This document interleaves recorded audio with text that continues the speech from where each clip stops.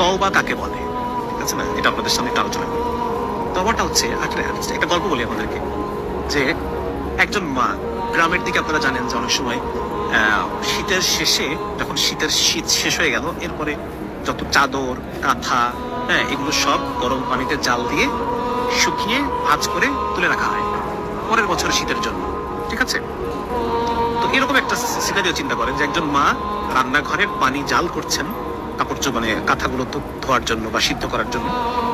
এমন সময় সেই মায়ের হয়তো টয়লেটের প্রয়োজন হয়েছে বা অন্য কোনো কিছুর জন্য উনি কি মনে হয়েছে উনি চলে গেছেন সে কাজটা করার জন্য। ওখানে পানি কিন্তু টকবক করে ফুটছে। এমন সময় তার 2 বছর বয়সী বাচ্চা, সে টুকটুক করে হাঁটতে এসে সেই গরম পানির মধ্যে পড়ে গেছে, পড়ে গিয়ে মরে সিদ্ধ হয়ে ভাসতেছে, ঠিক আছে। এখন ওই মা রান্নাঘরে প্রথম পা দিয়ে চুলার দিকে, মানে ওই পাতিলের গরম পানির যে পাতিল, সেই ডেকচি, সেদিকে তাকিয়ে এই মায়ের প্রথম ফিলিংসটা কি হবে? এই মায়ের প্রথম ফিলিংসটা কি হবে? হায় আমি কি করলাম, ঠিক না? এই মায়ের এই চুলার দিকে তাকিয়ে তার প্রথম যে ফিলিংস, হায় আমি কি করলাম, এটাকে বলে তওবা। দিস ইজ তওবা। এই মা তার বাকি জীবনে যদি আরো 80 বছর বাঁচে, সে আর কোনোদিন ওই দরজা খোলা রেখে যাবে না।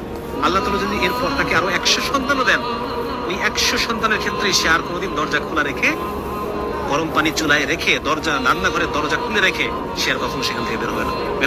হবে না। তাহলে এই যে অনুভূতি, হায় আমি কি করলাম, হায় আমি কি করলাম, হায় আমি কি করলাম, এই অনুভূতিটাকে বলে তওবা। এবং এই কাজ আমি আর জীবনে কখনো করবো না, ঠিক আছে না? এটা তো আমার এই তওবা, এই অনুভূতি আমি যদি আল্লাহর সাথে, যতবার আমার গুনাহ হবে আমি আল্লাহর সাথে অনুভূতি করবো, আল্লাহ তাআলা আমাকে মাফ করে দেন।